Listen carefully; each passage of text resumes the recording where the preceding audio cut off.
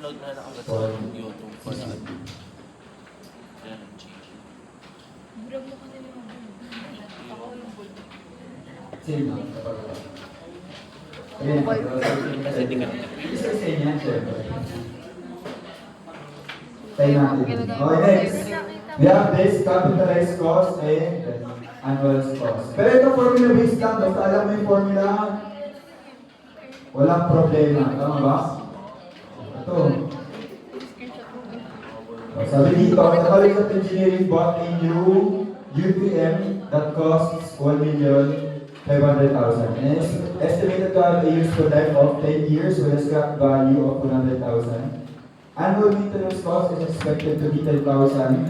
If the interest rate is 12% annually, what is the equivalent annual cost? So, equivalent annual cost, meron tayong formula na nakalagay dyan. First cost plus OM over I plus recovery cost. RC.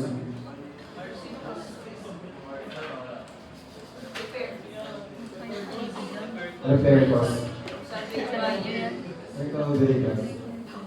Salvage value over 1 plus I. Sa buong po, 1 plus I is the advanced one. Ayan. Grabe, full ni 120 GB lang kasi. Kahit check mo yun. Okay. Recovery cost. Siguro meron siya nung ano, top 12. May repair cost ba nila dito? Yung nag-submit yun. Meron ka nung kaya. May salvage value. Meron. Scrap value tayo ng 100K. Hindi ko maano. Maintenance cost of Ano siya? 10,000. Ito lang yung mga, Pipa. in-undergrade ko lang yung mga kailangan natin dito ha. Okay. Kylo. So for this, Parang naririnig yung pangalan. Panood. Hindi pinanong. ano gagawin natin? So this is first cost 1.5 million. Annual cost natin 10,000 over 0.12 plus repair cost natin, repair cost no. Tapos salvage value natin is 0 minus 100,000.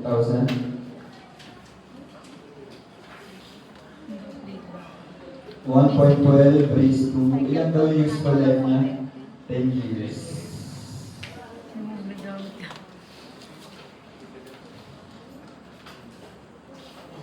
O, ito hindi na masyado nag-ano dito kasi for sure, nadaanan niyo naman ba kay kanila Sir Joel.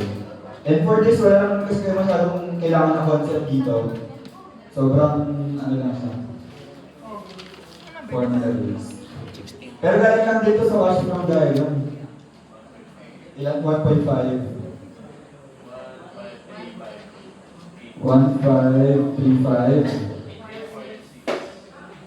1535.53. Tapos for letter B, pinapahanap din sa atin yung Sa earthquake, midterm na. ano to?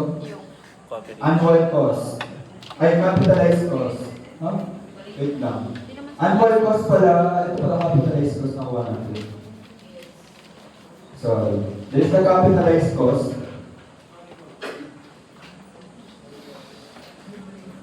This for letter B. For letter A, pinapahan sa atin equivalent annual cost. That is just equal to C times I. Okay. O 1%. 1535846.53 0.12. Ilan to?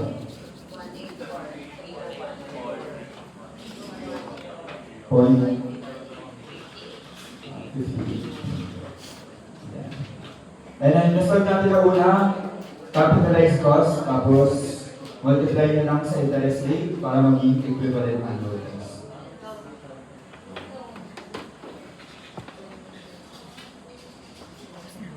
Okay, next. So, ito, break-even analysis, madali lang dito. Tama.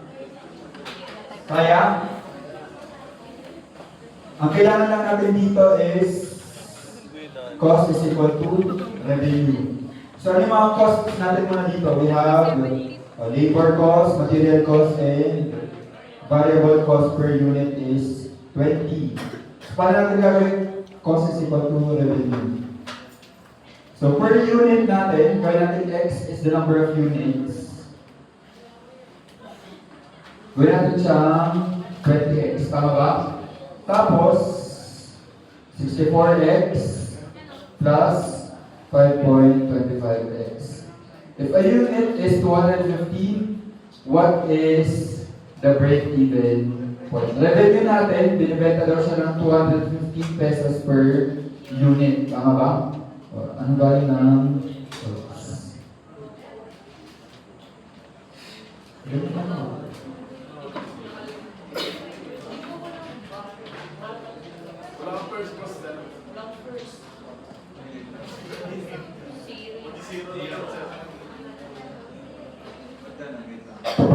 tingnan ko ba?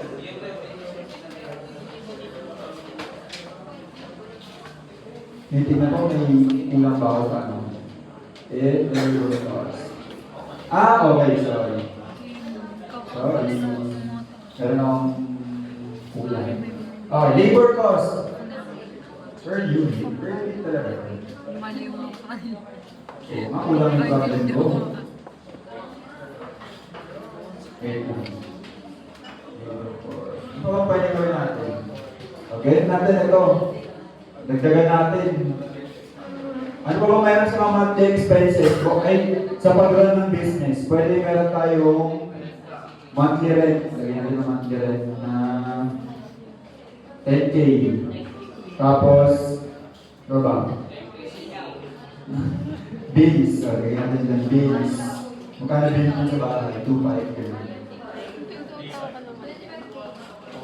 2,500. Hindi, sige, mahal. Lagyan natin mahal. 5,500. Nahuli. Lagyan natin yan. Lagyan na natin doon. Lagyan natin tawag 10,000. Plus, bills natin 5,500. Tapos saka natin lagay yung 20 plus 64 plus 5.25 is equal to 250. Pinagkita ko kasi problems ka rin. Baka meron akong mga delete dito. X is equal to 0.26 or kailangan natin ng 134 pieces. So, pala Dubai Chewy ko 2 million dito. Number 18. Uy, ito na. Dali na ito mga to. Number 18, puro Caltech na to, no? Una, straight line method, gamit na mode 3-2. Sum of years digit.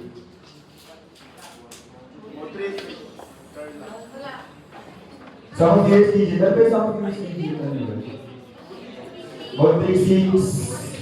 Meron yan. ABA section. Ay, yun lang. Mode 3-3. Mode 3, ano ba quadratic? Hindi ko kabasad, x squared plus dx ko. Quadratic yung mode 3, no? Ano ba yung mga pinalalagay sa inyo dyan? DBM? Yes. DBM, mode 3-6. Double declining. Ano? Mode 3. Mode 3. Mode 3-6 pa din, pero ano ginagawa?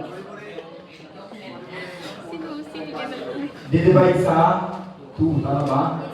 Next. Ano pa meron dyan? Sinking fund. Where may sinking fund ako nilagay? Sinking fund method. Formula. Okay. Ano dito? Kapag sinking fund.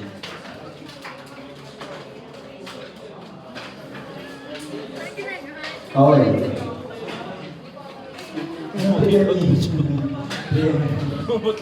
Una, lagyan natin yung mga nakalagay dyan. Palagay na ako, ano yung book value natin? Book value is yung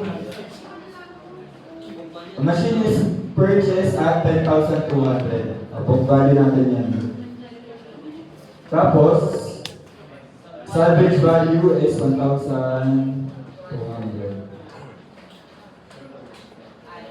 Economic life natin 8 years.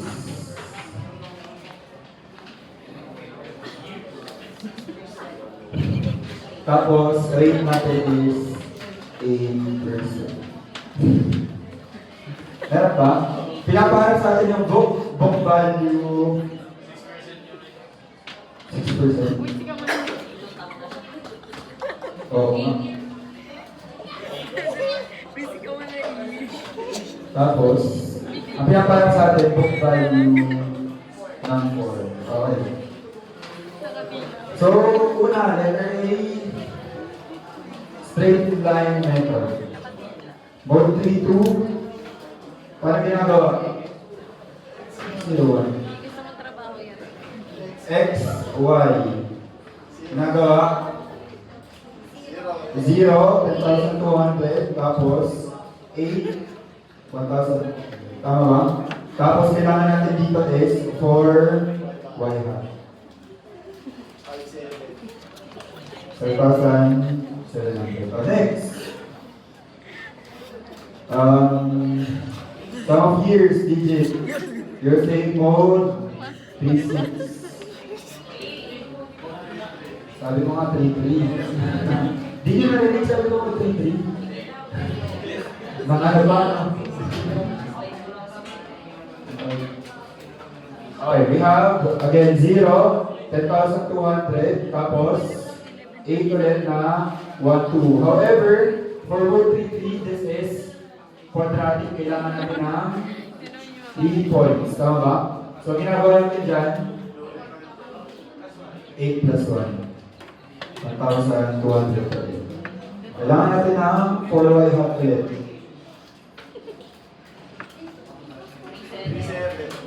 3-7. Okay, next. Ay, ba't yan?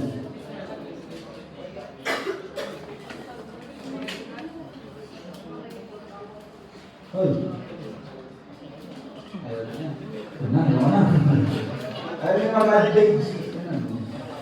Give. Letter C. Declining pala muna. Declining balance method. Mode 3-6. So, X, Y, 0, 10, 2, 8, 1,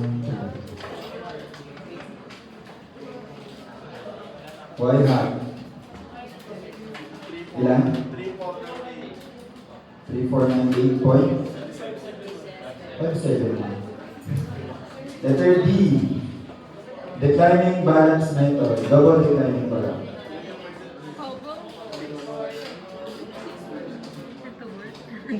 Paano gagawin kapag double declining balance? Ano pinagkaiba niya sa declining balance sa double declining? Ano divide 2? Paano gagawin? O dito sure tayo 0 sa 10,200 ulit. Ano next na gagawin natin? Kukunin natin yung book value at the first year. Tama ba? O, paano natin makuha yung book value at the first year? FC times 1 minus K ano? K over R. Okay. 1 minus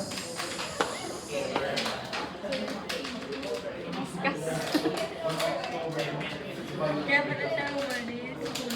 ang diretso niya kayo, 2 over A na. Yan. Wherein, ayun, ayan. Lagay natin dito, equal siya sa 10,200. 1 minus 2 over 8. Ano? Tapos, 4y hat ulit. And 3,227.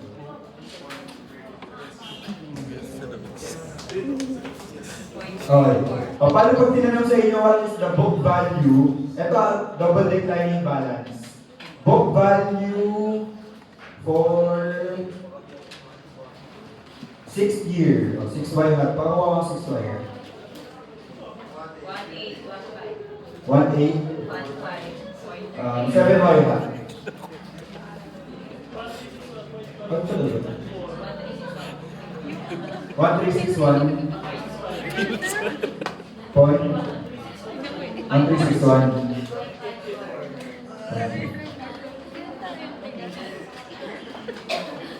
Tapos, 8Y hat.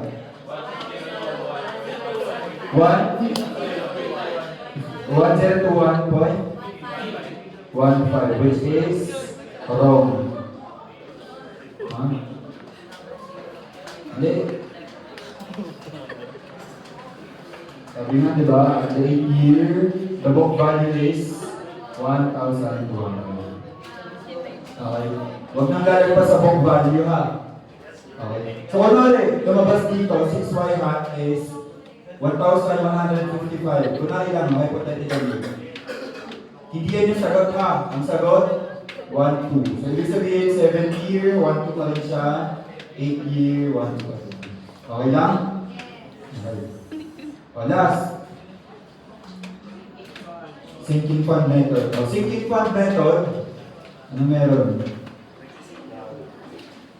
Para kayong may annuity for 8 years. This is 1, 2, 3, 4, 5, 6, 7, 8. Kailangan natin ng ilan to? 10,200. 10,200. This is PF. PF. Paano gagawin?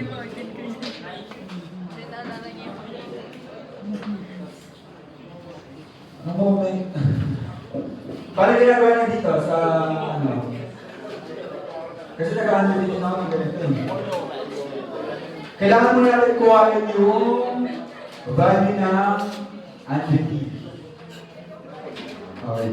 Value ng annuity natin is sabihin natin dito, 10,200 is equal to A summation of reference point natin dito is ilan ba ito?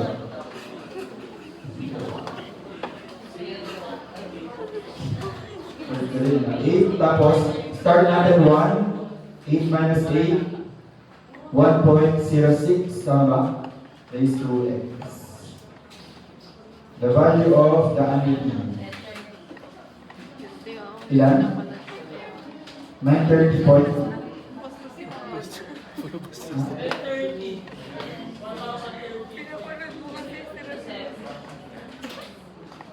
0.57. Next. Para makuha natin yung book value at the 4th period, paano gagawin? Kailangan natin ng word dito. So, gagawin natin dyan, book value at the 4th is equal to 1030.57 summation of reference point natin 4 minus 1 start natin 4 minus 4 1.06 raised to ilan?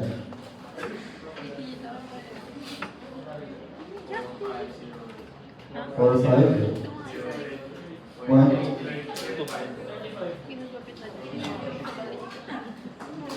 master na.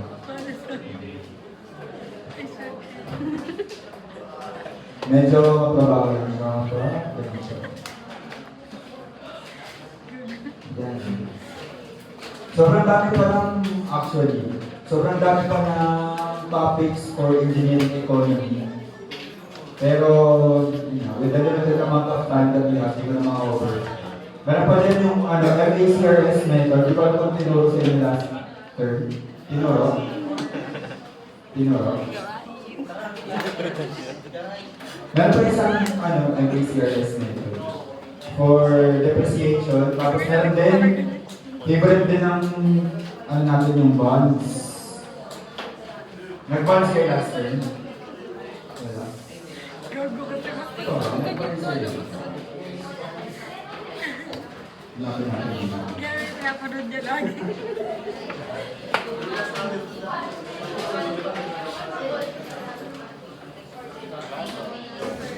Pwede. Ano yung view? Pwede. Ang sa tagal.